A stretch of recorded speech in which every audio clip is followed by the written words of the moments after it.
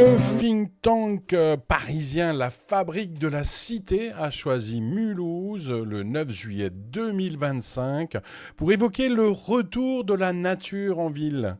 Une bonne occasion pour interroger sa déléguée générale Céline Acharian. Mulhouse est-elle l'exemple à suivre en matière de transformation urbaine pour les villes moyennes ? Nous questionnerons également Olivia Gazarian, directrice de Rivières de Haute-Alsace, pour découvrir comment l'eau revient à Mulhouse entre Lille, la Dolère et DMC. Nous écouterons Claudine Boni da Silva, adjointe à la ville de Mulhouse, en charge des mobilités et déplacements doux, qui nous explique comment Mulhouse diagonale en vert et bleu transforme la cité. Enfin, donnons la parole aux Mulhousiens et aux Mulhousiennes avec un micro-trottoir entre le marché couvert et la rue de l'Arsenal. Que pensent les gens de Mulhouse de ces travaux, de ces aménagements pour piétons et vélos ? Un reportage de Jean-Luc Vertenschlag pour Radio Quetch, Radio WNE et l'Alterpresse 68. Nous sommes le 9 juillet 2025 avec Céline Acharian, directrice générale de la Fabrique de la Cité, pour un atelier territorial à la maison de la région Grand Est, juste à côté de la gare de Mulhouse, sur renaturation et requalification urbaine, les clés d'une mutation ambitieuse. Céline Acharian, est-ce que déjà vous pouvez nous présenter la Fabrique de la Cité ? Alors la Fabrique de la Cité, c'est un think tank, c'est-à-dire on va dire un réservoir d'idées. Tout au long de l'année, on essaie de réunir des acteurs de la ville, qui soient concepteurs, qui soient constructeurs, qui soient en gros penseurs, faiseurs ou décideurs de projets urbains. Et on essaie de les réunir sur un terrain neutre qui n'est ni le terrain commercial ni le terrain politique pour réfléchir ensemble aux problématiques qui se posent dans la transition obligée des villes aujourd'hui. Une transition obligée par quoi ? Principalement par l'urgence des transitions urbaines, c'est évidemment le dérèglement climatique, il en a été question aujourd'hui. C'est l'adaptation des villes aux transformations sociales, économiques, écologiques plus généralement. Pourquoi Mulhouse pour cet atelier territorial ? Alors c'est Mulhouse parmi d'autres villes dans lesquelles régulièrement la Fabrique de la Cité choisit de construire des ateliers territoriaux. Pourquoi Mulhouse aujourd'hui ? Parce que Mulhouse a été repéré dans nos études successives. On a fait une étude sur l'éclairage public et Mulhouse avait eu une démarche intéressante à nos yeux. On cherche à chaque fois des conditions de réplicabilité d'une démarche quand elle a porté ses fruits, quand elle a conduit en l'occurrence à des résultats mesurés par les citoyens, plébiscités, reconnus, et on en a vu certains à KM0 tout à l'heure, reconnus nationalement par des labels ou par des organismes nationaux d'aide au financement ou à l'ingénierie de projets urbains. À de multiples reprises, on est tombé sur Mulhouse, Mulhouse et son plan diagonal, Mulhouse diagonale, Mulhouse et sa forêt Miyawaki. Il se trouve qu'il y a beaucoup de forêts du type de celle qui a été plantée ici à Mulhouse qui n'ont pas résisté au temps. En l'occurrence ici à Mulhouse, elle a tenu parce qu'elle a été pensée avec beaucoup de soin. Voilà, il y a plusieurs un faisceau d'indices concurrents, comme disent certains, qui ont fait qu'on s'est intéressé à la façon dont les projets urbains étaient conduits à Mulhouse. Voilà. Par ailleurs, historiquement, et avant même que je ne prenne mes fonctions à la Fabrique de la Cité, il y avait déjà eu des relations avec la ville de Mulhouse sur d'autres sujets. Et là, je dois dire que l'histoire du site internet vous dira combien de fois Mulhouse avait été croisée dans nos études avant que je n'en prenne la direction il y a 3 ans. Mais Mulhouse, c'est à 30 minutes de Bâle, une des villes les plus riches du monde. En Suisse, c'est à 30 minutes de la frontière allemande et du Rhin, et Freiburg est juste derrière. Or, aujourd'hui, il y avait beaucoup plus de Parisiens. Je n'ai pas vu d'Allemands ou de Suisses. C'était pas Intéressant d'inviter des Suisses et des Allemands pour qu'ils partagent des idées auxquelles on n'a pas encore pensé. Alors on l'a pas fait aujourd'hui, mais on le fait régulièrement. La preuve, on était en Italie il n'y a pas très longtemps et on conduit en ce moment une étude avec un labo à Bologne et à Dortmund sur un autre sujet qui sont les espaces interstitiels, les délaissés de bordures de villes, de bordures de plans locaux d'urbanisme. Aujourd'hui, on n'a pas fait parce qu'on s'inscrit dans un cycle qu'on appelle ateliers territoriaux, qu'on mène 3-4 fois par an dans des villes, jusqu'à présent des villes moyennes. Et là, évidemment, vous ne serez pas d'accord avec moi si je vous dis que Mulhouse est une ville moyenne. À l'échelle européenne, c'est une ville moyenne. En France, c'est plutôt une grosse ville moyenne. Pour les statistiques de l'INSEE, qui appellent ville moyenne les villes de 20 000 à 200 000 habitants, c'est pour la ville-centre, définitivement une ville moyenne. Et donc ces ateliers dans les villes moyennes, on les conduit en allant principalement dans l'Hexagone, poser des questions aux acteurs de ces villes-là. Et ici, on a bien senti l'aspect porosité des frontières et l'importance de la position transfrontalière de Mulhouse, mais pour autant, on avait envie d'interroger les acteurs de Mulhouse et d'éclairer ça. Et vous disiez, il y a des Parisiens, mais heureusement que les Parisiens se déplacent en région, monsieur, et heureusement qu'on les fait se déplacer, parce que c'est pas depuis le 12e arrondissement où se situe le siège de la Fabrique de la Cité qu'on a une vraie vision de la façon dont des politiques qui sont nationales prennent corps dans des villes de la côte est, de la côte ouest, de la frontière à l'est, du sud, du nord. C'est vraiment en allant sur le terrain et en comprenant avec quelle spécificité locale chacun doit composer pour conduire des projets qui, in fine, se ressemblent quand même d'une ville à une autre. On a comparé aujourd'hui Clermont-Ferrand et Mulhouse sur un aspect, mais on aurait pu comparer aussi sur d'autres aspects Mulhouse avec Bordeaux, Mulhouse avec Toulouse, Mulhouse avec Lille, que sais-je. Et donc c'est ce que nous faisons à la Fabrique de la Cité tout au long de l'année. En tout cas, on a parlé aussi d'une tour de l'Europe à Leipzig qui aurait été magnifiquement réhabilitée. Peut-être pour terminer, que retenir de cette journée mulhousienne pour vous Principalement, les deux sujets qu'on a cherché à éclairer aujourd'hui dans l'ADN spécifique de Mulhouse, qui a quand même un passé industriel de notoriété, et là pour le coup j'irai sur votre terrain, européenne, sinon même mondiale. Se dire que quand à l'heure de la sobriété foncière, chaque ville aujourd'hui de France devient comptable et recense les friches industrielles, elles peuvent regarder vers Mulhouse pour voir tout ce qui a déjà été construit, des expériences qui ont déjà été conduites, des projets urbains qui ont déjà été menés à bien, du réinvestissement de bâtiments industriels qui sont déjà au bout, d'autres qui sont en cours, d'autres qui sont à venir. Mais ça, au fond, Mulhouse a une expérience dont elle peut faire bénéficier des villes qui sont aujourd'hui au début de leur réflexion. Et puis sur la renaturation, c'est aussi assez contre-intuitif de se dire que dans une ville comme Mulhouse, justement parce que Mulhouse avait de l'activité industrielle dans son cœur, se pose cette question de retisser des trames vertes et bleues en son cœur même, à l'endroit même où se sont construites des industries mondialement connues au cours du 19e et du 20e siècle. Voilà. C'est particulièrement intéressant pour des villes qui ont un peu moins ça dans leur ADN et qui n'ont certainement pas ni l'ingénierie, ni l'expérience de concertation, ni l'expérience de réflexion de Mulhouse et de son agglomération. On peut aussi s'inspirer des erreurs mulhousiennes pour ne pas les commettre ailleurs. En tout cas, merci beaucoup Céline Acharian, directrice générale de la Fabrique de la Cité. Merci à vous.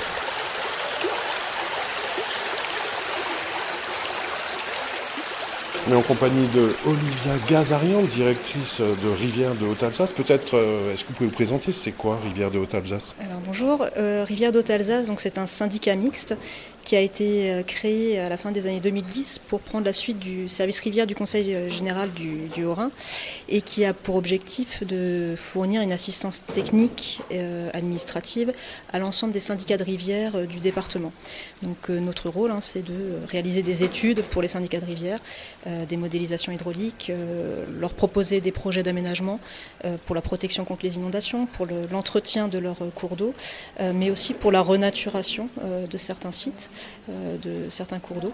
Et on va intervenir de l'élaboration du projet jusqu'à la mise en œuvre du projet pour le compte des syndicats de rivières, avec la particularité qu'on a nos propres engins qui nous permet de réaliser un certain nombre de chantiers directement en propre avec nos engins.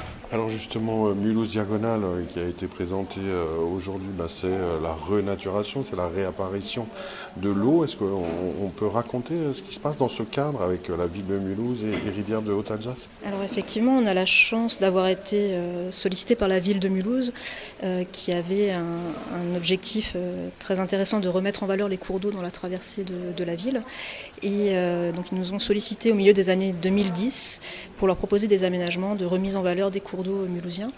Et donc on est intervenu dans ce cadre-là pour leur proposer plusieurs types de renaturation qu'on pouvait envisager sur ces cours d'eau, notamment sur 3 principaux sites qui sont DMC, donc l'ancienne friche industrielle, les terrasses du musée à proximité du musée de l'automobile, et également les jardins de la Dolère derrière le parc exposition de Mulhouse le long de l'île. Et donc ça veut dire quoi en réalité pour les habitants de Mulhouse ils peuvent maintenant, grâce à vous, se baigner dans l'île et la Dolère ?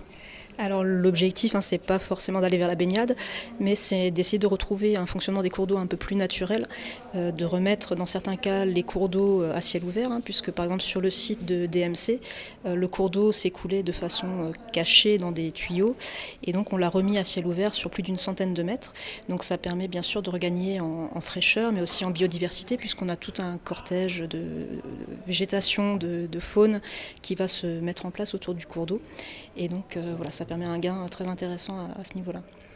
Alors j'insiste sur la baignade parce que c'est toujours étonnant de voir que dans le Rhin, à Bâle, on peut se baigner. Dans le Rhin, en Allemagne, on peut se baigner. Mais par contre, en France, c'est totalement interdit. Alors comment on explique ces différences ? Parce que le Rhin, en France, en Allemagne, c'est quand même un peu le même fleuve, non ? Oui, alors après, je pense que c'est une différence culturelle et effectivement de réglementation aussi, puisque plutôt de risque en fait pour les élus, si jamais il devait y avoir un incident. Donc c'est plutôt une question de responsabilité qui est pas perçu de la même façon, pas vu de la même façon dans les 3 pays, quoi.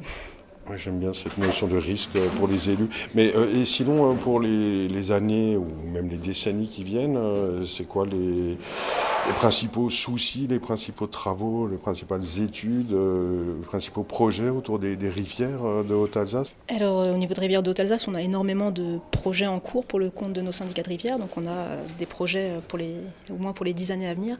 Et donc globalement, les projets qu'on porte sont de 3 natures. C'est à la fois la protection contre les inondations, qui est le cœur de notre intervention, puisqu'on travaille en premier lieu pour protéger les biens et les personnes des inondations.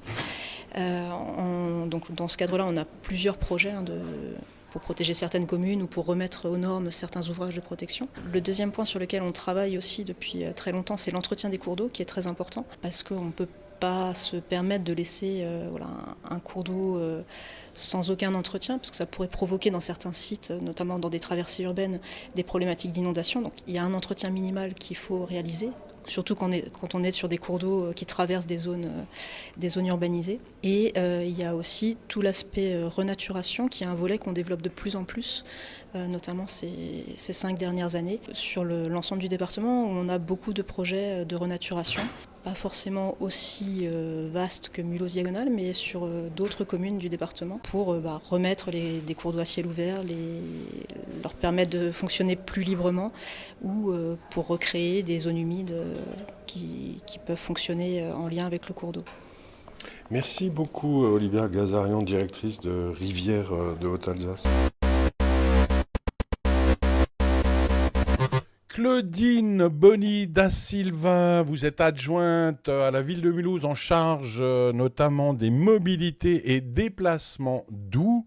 Que fait la municipalité actuellement pour renaturer, pour faciliter les mobilités douces ? En renaturant l'espace public, en permettant aux riverains en proximité d'atteindre l'eau, de renaturer l'espace et d'avoir des secteurs de nature où on souhaite revoir une biodiversité variée sur le secteur.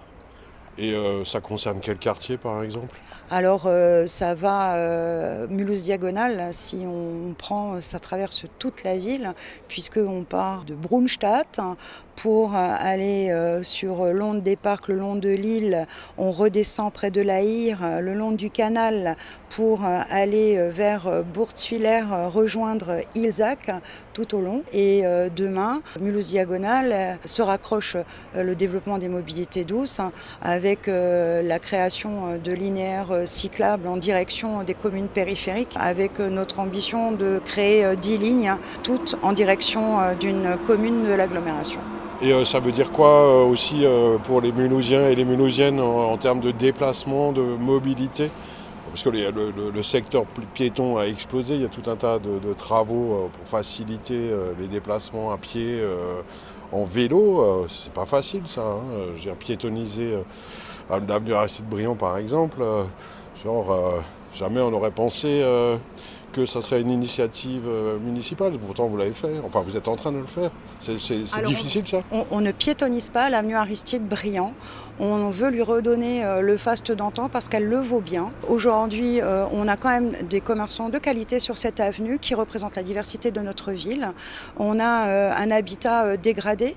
Le fait de travailler sur cet axe-là, où, je le rappelle quand même, personne n'est allé depuis des décennies, il fallait commencer par un secteur. On a décidé de travailler concomitamment sur l'aménagement de la voirie avec une voie à chaussée centrale banalisée, une première en milieu urbain, avec des tronçons cyclables de chaque côté, une large place pour les piétons et ce secteur-là pourrait être traversé à l'usage des résidents pour pouvoir permettre de boucler et d'accéder à leur propriété. Ça n'est pas une piétonnisation en tant que telle, puisque nous souhaitons pouvoir augmenter la vitesse des différentes lignes circulaires, la C6, la C7 et la 16 qui passent sur ce quartier-là et qui perdent beaucoup de temps, liés entre autres à la circulation et au stationnement anarchique sur le secteur. C'est une façon aussi d'agir en proximité pour ces riverains qui aujourd'hui suffoquent dans la pollution automobile.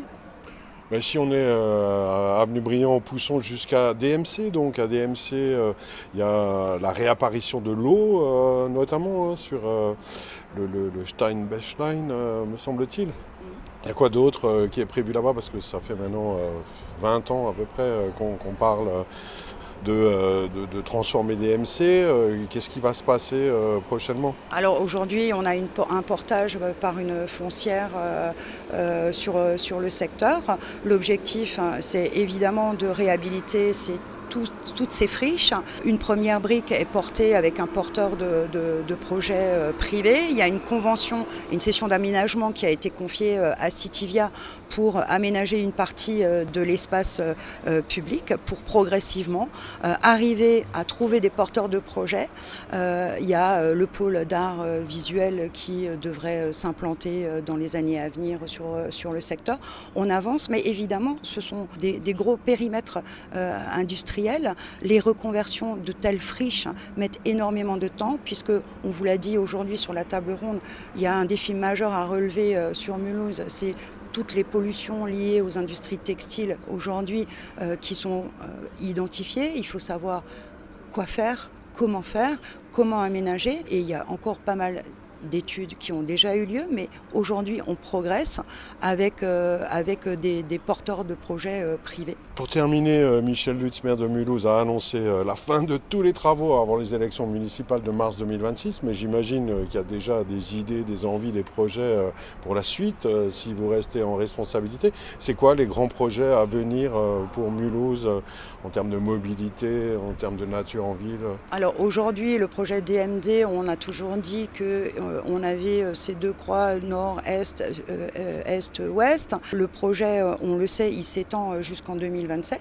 Il est programmé, il est chiffré, il s'inscrit dans la continuité de ce qu'on développe. Il a d'ailleurs été déjà présenté aux Mulhousiens dès 2021, lorsqu'on a commencé à présenter les aménagements sur Roosevelt et sur les autres secteurs. Quant au reste des projets, le temps de la campagne, il sera là. Et ouais, mais elle a déjà commencé la campagne. Merci beaucoup Claudine Bonny d'Alsylvain, maire adjointe à Mulhouse en charge des mobilités.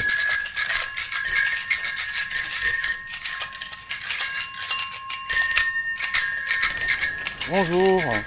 Est-ce que je peux vous demander ce que vous pensez des aménagements piétons et vélos en ce moment à Mulhouse ?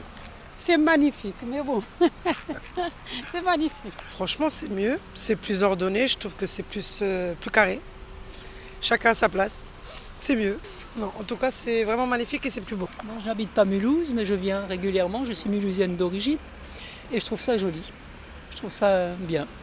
Bon, après, il faut voir si c'est pas détérioré trop vite, quoi. Franchement, bon, on a un peu du mal de circuler, hein.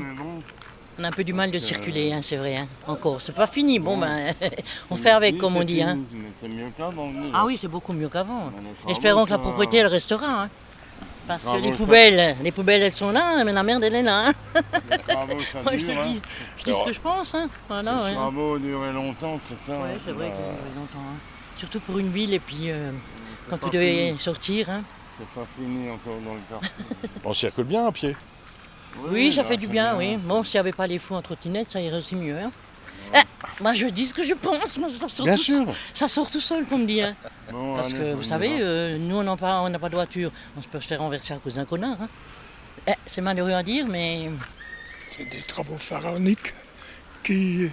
Il paraît-il que les communes n'ont plus assez d'argent. Hein. On se demande où elles trouvent tout ce pognon, Madame Lutzé. Puis, bon, il y a des trucs qui sont bien, mais d'autres... D'après, moi, j'ai pas de bagnole, mais d'après ce que j'entends, la circulation, c'est une catastrophe. Hein. Ici. Hein. À pied, on circule bien. Oui, à pied, ça va, ouais. Et en vélo, je sais pas. Ça fait beaucoup de circulation sur la route. Ça, déjà, je sais. Ouais, mais c'est plus cool pour les piétons, non ? Ouais, pour les piétons d'un côté, mais d'autre côté, en voiture, c'est compliqué. On n'est pas de Mulhouse, on vient très très rarement à Mulhouse, donc on ne se rend pas compte. On était juste en train de dire, une des dernières fois où on est venu, enfin ça fait quand même très longtemps, ici c'était encore des parkings, mais bon, on vient pas très souvent à Mulhouse, donc on pose notre voiture au PIR et puis on vient en tram, on fait ce qu'on a à faire et on repart. Donc on ne vit pas à Mulhouse. De toute façon, c'est positif à mon avis. Oui. C'est très positif. Je pense que c'est une chose... C'est vrai que pour les gens qui sont en voiture, c'est la catastrophe. On le remarque vraiment, mais disons qu'au jour d'aujourd'hui, il faut penser à reverdir et puis pas à bétonner, au contraire. Mais c'est une qualité de vie qui est meilleure, mais on s'en rend compte quand on a la chance de vivre dans une maison, d'avoir un espace avec de la verdure, on se rend compte tout le côté positif de la chose, même si c'est du travail. Parce que c'est bien beau de reverdir, mais bon, il faut du personnel pour nettoyer. Quand il y a les feuilles qui tombent, on met des fleurs ou on met des plantes, il faut désherber, il faut arroser. Enfin, c'est toute une contrainte, mais disons qu'au niveau de la qualité de la vie, c'est quand même un plus, quoi. Tout changement a ses inconvénients aussi et je pense qu'il faut penser à l'avenir et vivre dans du béton et avec les chaleurs caniculaires qu'on a à l'heure actuelle, un peu de fraîcheur, ça nous fait revivre. Pour moi c'est bien, je suis tout le temps en vélo et en trotte, donc ça va. Les trottinettes sur les trottoirs, c'est pas dangereux pour les piétons ? Ça dépend, il faut savoir quoi. S'il y a beaucoup de monde, il ne faut pas rouler vite, quoi. Il faut avoir un peu de précaution pour les autres. Ça fait beaucoup de circulation sur la route. Ça déjà, je sais. Ouais, mais c'est plus cool pour les piétons, non ? Ouais, pour les piétons d'un côté, mais d'autre côté, en voiture, c'est compliqué. Bonjour, est-ce que je peux vous demander ce que vous pensez des travaux, des aménagements piétons Super. Super. Excuse-moi, je suis étrangère. Merci.